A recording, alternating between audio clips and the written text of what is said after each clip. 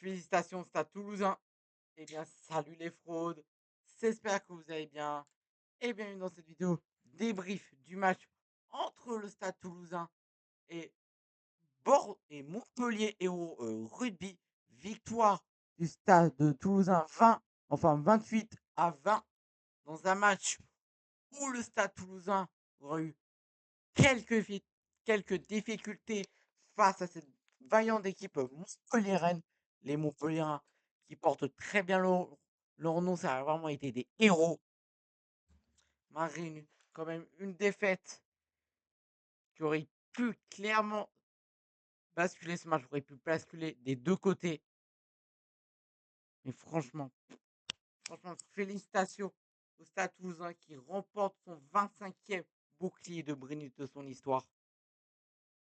Toulouse qui refait comme dans les années 90, Toulouse qui avait remporté 4 boucliers de Brennus consécutifs. Ils le refont pendant les années 2000 avec cette succession de.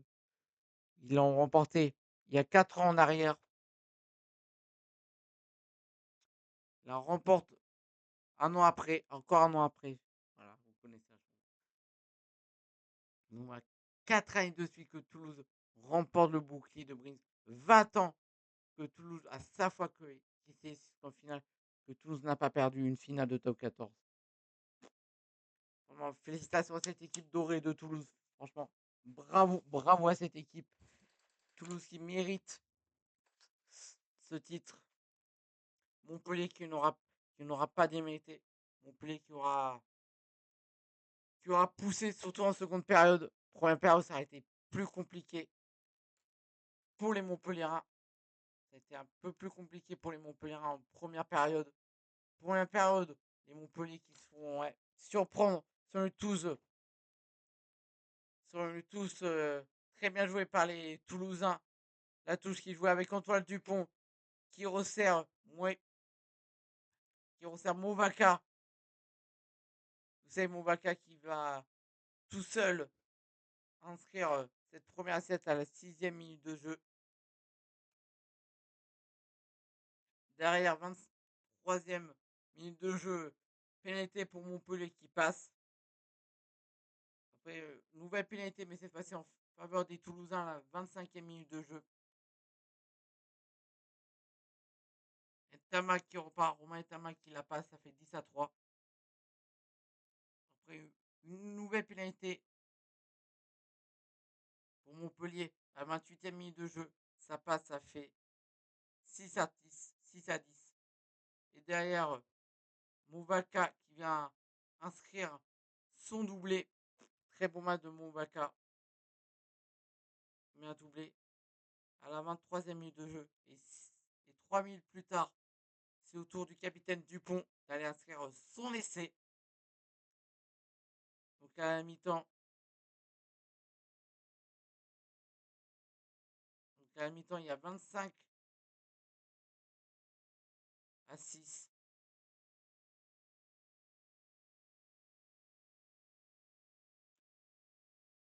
Voilà. Après, retour des vestiaires. Retour des vestiaires qui aura fait du bien au Montpellier à cette pause à la mi-temps. Parce que Montpellier sont revenus plus déterminés que jamais. Mais avant de parler de cette seconde période, bon, pour revenir sur cette première période où Montpellier a eu quand même énormément de déchets. À chaque fois que Montpellier rentrait dans les 22 mètres, Toulousain, soit il y avait en avant, soit pénalité. Ah ouais.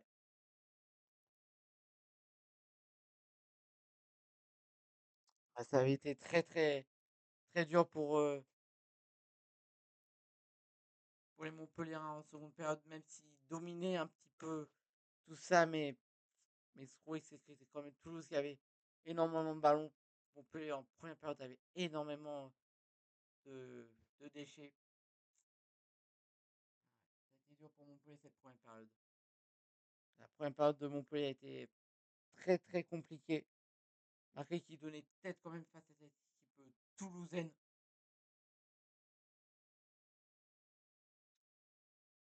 Donc voilà, ouais. Ça a été compliqué, mais Et Montpellier qui n'a rien lâché, même si c'était mené à la mi-temps 26-6, avec 19 points de retard.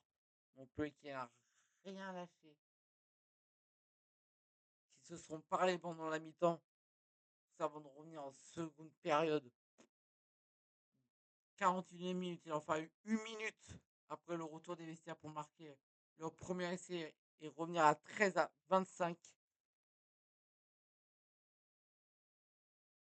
Après, bien sûr, il y a cette polémique, là, on va en parler, cette petite erreur d'arbitrage sur ce carton jaune de,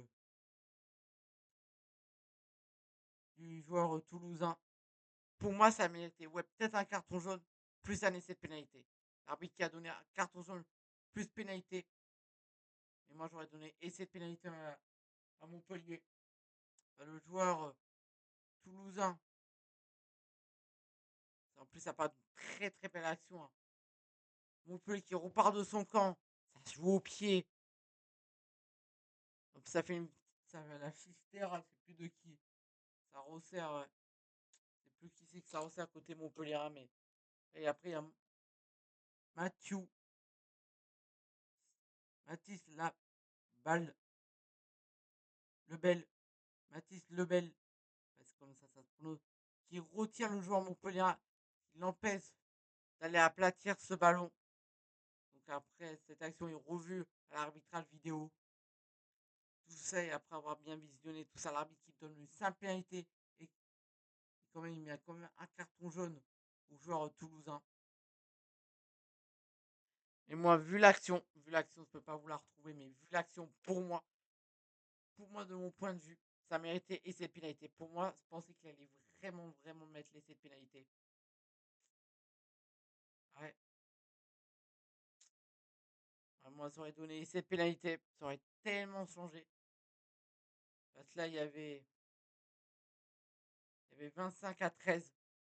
Donc, s'il y a eu 6 points de plus, ça c'est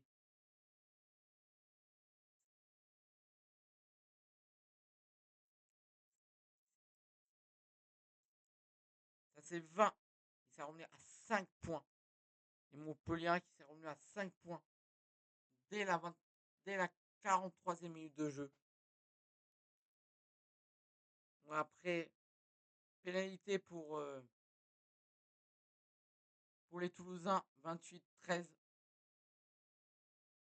Et après, Léo Colli qui marque à la 63e minute de jeu. Juste après que le match soit interrompu à cause des Joras au sud du stade, au sud de Saint-Denis. Voilà, le match qui a été interrompu une dizaine de minutes. Mais là, on peut pas en vouloir aux arbitres d'avoir interrompu, hein. En plus, c'est pas non plus très grave, ça a duré 10 minutes. Ouais, c'était pour mettre les joueurs en sécurité. Tout ça, et franchement, la seconde période de Montpellier, ils auraient pu tellement l'emporter. Mais après, avec la pluie, tout ça, le ballon était glissant, tout ça, Montpellier qui a fait énormément dans l'avant. Alors, ils sont fait énormément d'erreurs qui leur a coûté la victoire. En plus, ils ont eu beaucoup d'occasions d'essai en seconde période. Ils sont pas réussi à mettre. Ils ont mis seulement 2 essais.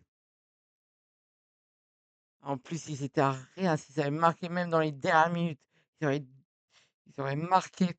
Ils seraient revenus à 1 point. Et après, un drop, une pénalité, ça aurait passé, mais ouais. Mais non.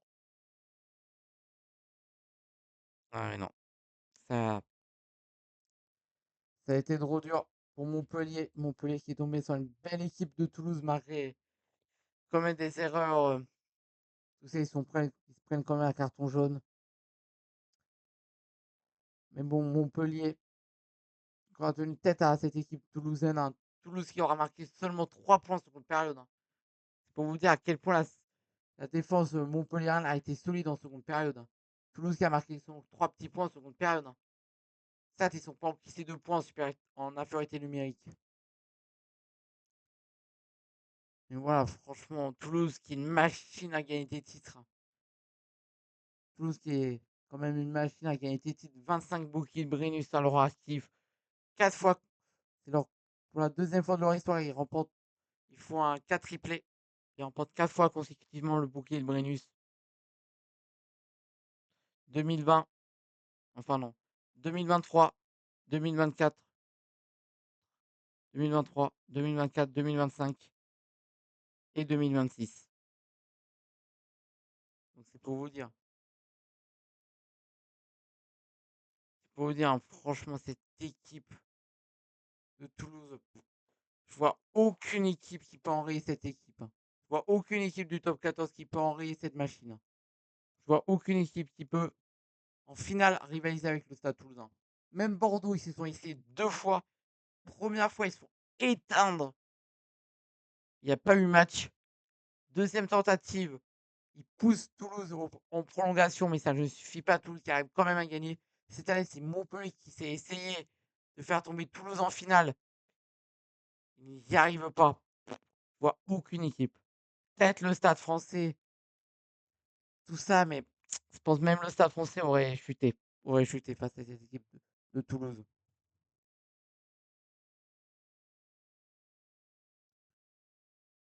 Voilà, franchement, bravo à Toulouse qui, qui avec un objectif remporter ce bouclier de Brennus pour éviter une saison blanche. Donc voilà, à voir ce que ça va donner la saison prochaine, cette équipe de Toulouse. Mais les joueurs qui vont savourer avant de repartir, avant de partir dans leur sélection. Pour certains, Antoine Dupont qui va aller rejoindre la sélection française pour discuter cette nouvelle compétition, le championnat des nations qui commence dès le week-end prochain. Il rejoindra Marcoussis dès lundi. Antoine Dupont et les autres Toulousains convoqués rejoindront Marcoussis dès lundi. Je ne sais pas quel jour ce sera qu'ils vont partir fin de semaine pour aller en Nouvelle-Zélande pour affronter les All Blacks dès la première journée. Donc voilà, ce match on le vivra ensemble bien sûr. Ça sera très tôt le matin, il fera se lever.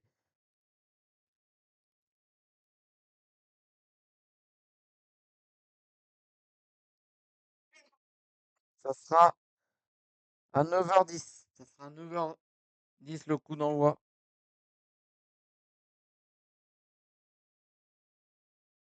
Donc voilà.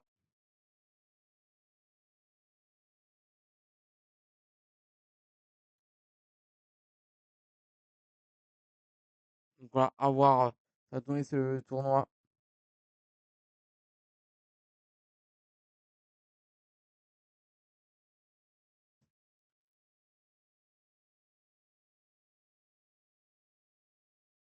Et franchement, ce match, c'était une très très belle finale. Moi qui étais neutre, j'ai vraiment passé un excellent moment, franchement. Très belle finale de la part des deux équipes. Ce match qui s'est emballé en seconde période. Franchement, voilà. Franchement, même s'il y a eu cette petite interruption à l'heure de jeu à cause de la météo, tout ça, ça reste quand même une très très belle finale. Franchement, mais il y a eu du suspense. Après, c'est le deuxième essai de Montpellier, ça a relancé le suspense. Donc voilà, franchement, les deux équipes auraient mérité de gagner, hein. Clairement, les deux équipes auraient mérité de gagner. En finale, il n'y en a qu'une équipe qui gagne. Une nouvelle fois, c'est Toulouse. À voir si la saison prochaine, une équipe arrivera à enrayer cette équipe de Toulouse. À mon avis, s'ils ne croient pas, ils peuvent faire un truc inédit la saison prochaine, emporter 5 fois le bouc et la 26e fois de leur histoire. Ils sont capables. Ils sont capables s'ils n'ont pas trop de casse pendant ce championnat des nations. Ah, c'est un camp de joueurs toulousains qui se plaisent pendant les vacances. Tout ça, et c'est pendant la saison, ils arrivent à éviter les blessures, tout ça, ils pourront le faire, hein. En plus, ça respecte bien la hiérarchie. C'est souvent le premier de phase régulière qui s'impose en finale. Donc ça l'a encore prouvé.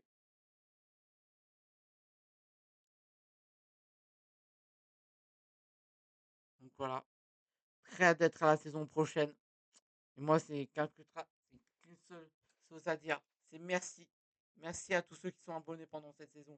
Merci à tous ceux qui viennent sur les lives. Merci à tous ceux qui like les lives, qui like les vidéos, qui s'abonnent pendant les vidéos. Merci à tous ceux qui m'ont suivi tout au long de cette saison de Top 14. On reviendra l'année prochaine pour vivre la saison 25, enfin 26-27 de Top 14. Donc voilà. Donc restez bien à l'affût. Activez la petite cloche pour ne pas manquer le retour des lives de Top 14 dès le mois d'août. Donc voilà. Et puis voilà. Oui, on se retrouve. Les vidéos pronostics reviendront dès la saison prochaine avec les vidéos débrief, bien évidemment. Donc voilà, ça vous fait de gros bisous. Merci à tous ceux qui m'ont donné la force pour vous commenter les matchs de Top 14 cette saison. Et puis voilà, encore merci à tous. Vous allez gout. Merci aux fans de rugby de s'abonner à cette chaîne. Passez un très bel été. Passez de très belles vacances pour ceux qui partent en vacances. Force à vous, ceux qui taffent. Et puis voilà, nous on se retrouve dès mardi. Cette fois-ci, pour se plonger franchement dans cette Coupe du Monde avec l'équipe de France. L'équipe de France qui affrontera la Suède mardi à 23h, heure française. Donc voilà. Et puis voilà. Et on se retrouvera dès le week-end prochain pour ce Nouvelle-Zélande-France. Première journée de la Ligue du championnat des nations de rugby 2026. Donc voilà, vous allez gout. Bravo à Toulouse pour ce titre. Force à Montpellier, force aux supporters montpelliérains. Et à très vite, vous allez gout. Bravo. Bonnes vacances à tous. À l'année prochaine tout le monde. Bye bye.